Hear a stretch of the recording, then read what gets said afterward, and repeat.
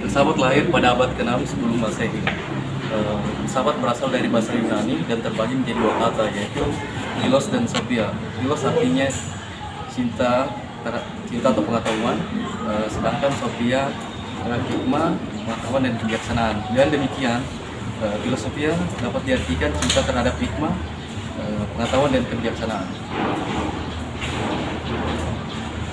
Jadi pengertiannya lagi, pengertian lagi. Tunggu dulu nih, ambil napas dulu. Filsafat menurut Profesor Dr. Andus Bagus adalah hasil berpikir filsafat. Berpikir filsafat adalah berpikir tentang sebab. Berpikir tentang sebab adalah berpikir tentang asal usul hakikat sesuatu. Dengan demikian, selanjutnya dalam demikian, filsafat asal usul hakikat sesuatu yang dapat mengkaji segala sesuatu persoalan hukum yang terjadi.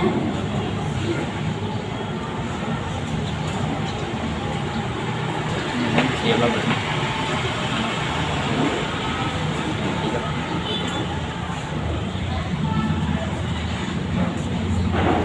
Cie, ada yang lagi belajar nih, ikutan dong. Sini dong, mau ikut. Siap.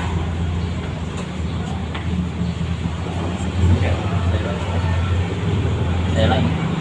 Ya. Filsafat lahir pada abad 6 sebelum Masehi. Filsafat berasal dari bahasa Yunani, yaitu filosofia, yang dibagi menjadi dua, philos dan sophia. Philos artinya cinta atau persahabatan, sedangkan sophia artinya hikmah, pengetahuan atau kebijaksanaan. Dengan demikian, filosofia dapat diartikan cinta terhadap hikmah, pengetahuan atau kebijaksanaan.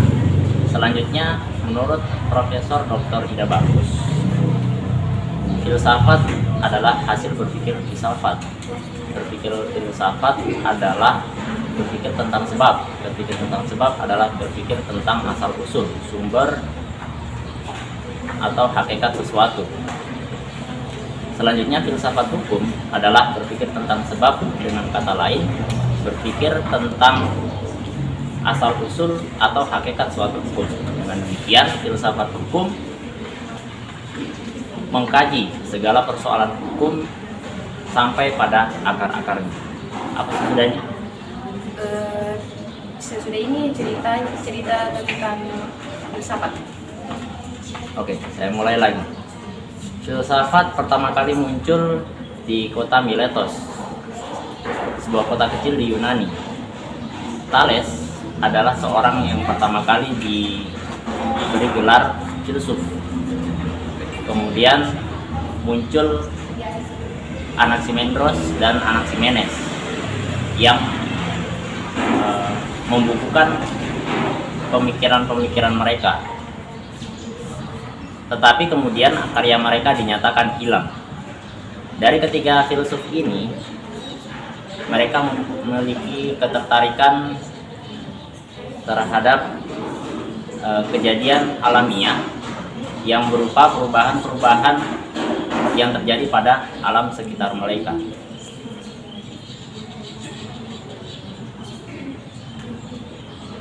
Bagaimana hasilnya? Bagusnya? Oke, bagus sih.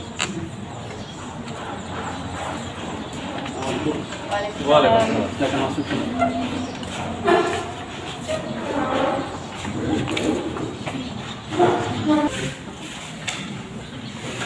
Baik, anak-anakku semua, assalamualaikum warahmatullahi wabarakatuh. Waalaikumsalam warahmatullahi wabarakatuh. Alhamdulillah, kita masih diberi kesempatan untuk bersua kembali pada mata kuliah saya, yaitu filsafat hukum. Baik, langsung saja. Hari ini kita akan menjalani lisan dengan metode rebutan. Sebelumnya itu saya akan menjelaskan ulang materi pada pertemuan sebelumnya. Harap dengar dengan seksama ya.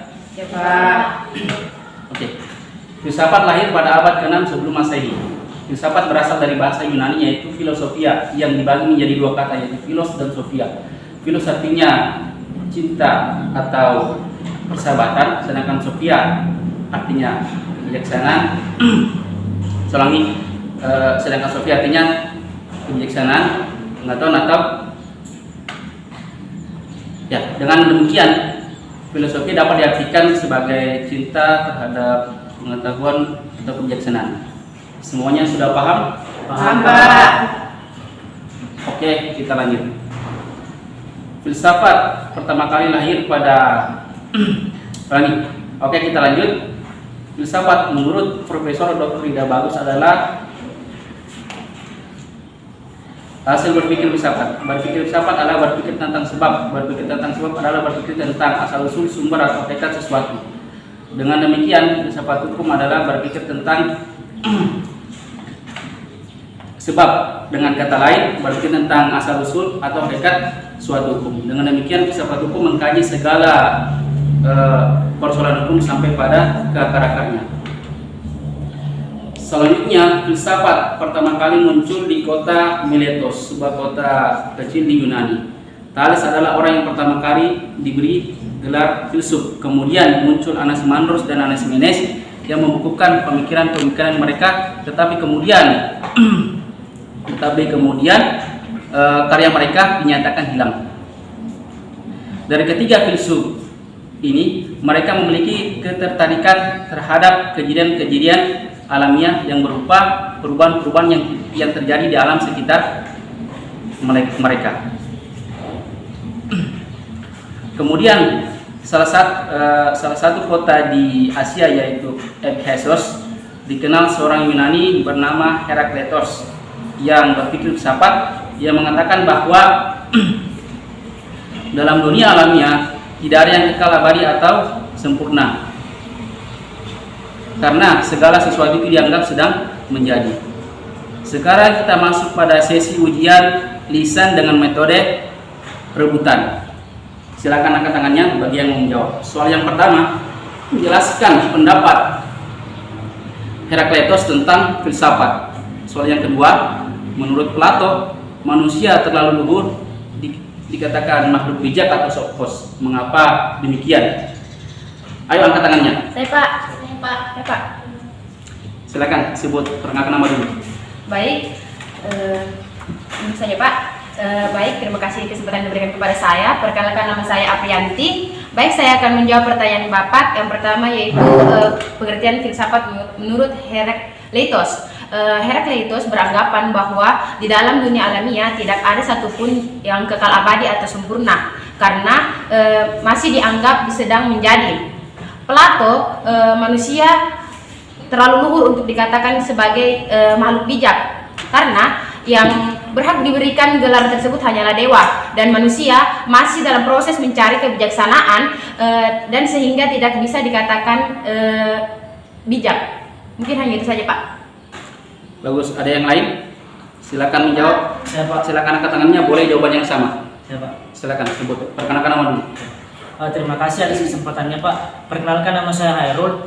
Jadi langsung saja, Herakleitos beranggapan bahwa beranggapan bahwa dalam dunia alamiah tidak ada satupun yang kekal abadi atau sempurna, karena segala sesuatu dianggap sedang menjadi. Kemudian Plato, manusia masih terlalu luhur, dianggap sebagai makhluk bijak, karena sebutan ini hanya layak diberikan pada dewa, dan manusia masih dalam proses mencari kebijaksanaan, jadi belum bijak. Sekian. Siapa lagi? Ayo angkat tangannya. Saya, yang Pak. tidak menjawab tidak dapat nilai. Saya, Pak. Ya, silakan. Perkenalkan, nama saya Rika Romboli Mababan. Langsung saja, Herakleitos beranggapan bahwa dalam dunia alamiah segala sesuatu tidak ada yang kekal abadi atau sempurna, karena segala sesuatu dianggap sedang menjadi. Dan kemudian Plato mengatakan manusia terlalu luhur disebut sebagai makhluk bijak, karena sebutan itu hanya layak diberikan kepada dewa, dan manusia masih dalam proses mencari kebijaksanaan, jadi belum menjadi bijak. Sekian, Pak. Bagus sekali. Siapa lagi yang mau menjawab? Silakan angkat tangan. Ayo, Pak. Saya juga, Pak, yang menjawab. Ya, silakan sebutkan nama. Baik, perkenalkan, nama saya Masni. Jadi, Herakleitos beranggapan bahwa dalam dunia alamiah tidak ada satupun yang kekal abadi atau sempurna, karena segala sesuatu itu dianggap sedang menjadi. Kemudian Plato, manusia itu terlalu luhur disebut sebagai makhluk bijak, karena sebutan ini hanya layak diberikan pada dewa, dan manusia itu masih dalam proses mencari kebijaksanaan, jadi belum menjadi bijak. Cukup, Pak. Bagus. Siapa lagi yang belum jawab? Silakan, ayo angkat tangannya, jangan nyontek ya. Silakan. perkenalkan nama saya Bulan. Jadi Herakleitos beranggapan bahwa di dalam dunia alamiah tidak ada satupun yang kekal abadi atau sempurna, karena segala sesuatu itu dianggap sedang menjadi. Kemudian Plato, manusia terlalu luhur, disebut sebagai makhluk bijak karena sebutan itu hanya layak diberikan untuk dewa, dan manusia masih dalam proses mencari kebijaksanaan, jadi belum bisa menjadi bijak. Itu saja, Pak. Bagus. Kok pintar semua ya? Semalam makan apa? Ayo, siapa lagi yang belum menjawab? Silakan angkat tangannya. Ya, Pak. Ya, silakan. Perkenalkan nama saya Abdul Manurung. Herakleitos beranggapan bahwa dalam dunia alamiah tidak ada satupun yang kekal abadi atau sempurna, karena segala sesuatu dianggap sedang menjadi. Kemudian Plato, manusia terlalu luhur dianggap sebagai makhluk yang bijak karena sebutan itu hanya layak diberikan pada dewa, dan manusia masih dalam proses mencari kebijaksanaan, jadi belum menjadi bijak. Sekian, Pak. Siapa lagi? Ya, Pak. Ya, silakan. Baik, perkenalkan nama saya Susrin Nur Pratiwi. Menurut Herakleitos beranggapan bahwa di dalam dunia alamiah tidak ada satupun yang kekal abadi dan sempurna karena segala sesuatu dianggap sebagai sedang menjadi. Dan kemudian menurut Plato, manusia terlalu luhur jika dikatakan sebagai makhluk yang bijak, karena yang pantas disebut bijak yaitu dewa, dan manusia masih dalam proses mencari kebijaksanaan, jadi belum menjadi bijak. Terima kasih. Bagus, siapa lagi? Ya, silakan. Saya Pak, atas nama Dinda. Herakleitos beranggapan bahwa dalam dunia alamiah tidak ada satupun yang kekal abadi atau sempurna, karena segala sesuatu itu dianggap tanda kutip sedang menjadi. Kemudian Plato, manusia terlalu luhur, disebut sebagai makhluk bijak karena sebutan ini hanya layak diberikan pada dewa, dan manusia masih dalam proses mencari kebijaksanaan, jadi belum menjadi bijak. Bagus semua nih jawabannya, kecuali yang salah. Baik, saya akan menjelaskan beberapa materi baru, kita lanjutkan ujian. Peserta kuliah filsafat hukum, aliran hukum alam memiliki dua pandangan. Pandangan yang pertama adalah pandangan teologis, dan kedua pandangan sekuler. Pandangan teologis berpandangan bahwa seluruh alam semesta diatur oleh Tuhan Yang Maha Esa, termasuk manusia sebagai ciptaannya. Tuhan telah meletakkan prinsip-prinsip yang abadi untuk mengatur segala kehidupan di dunia ini. Oleh karenanya, seluruh aturan yang diciptakan oleh manusia harus berdasarkan pada hukum Tuhan yang abadi. Kemudian pandangan sekuler berpandangan bahwa manusia memiliki kemampuan akal budi yang menjadi sumber tatanan moral dalam diri dan masyarakat manusia. Keutamaan moral ini tidak ada dalam sabda Tuhan yang tertulis dalam kitab suci. Selanjutnya kita masuk pada penjelasan aliran hukum positif.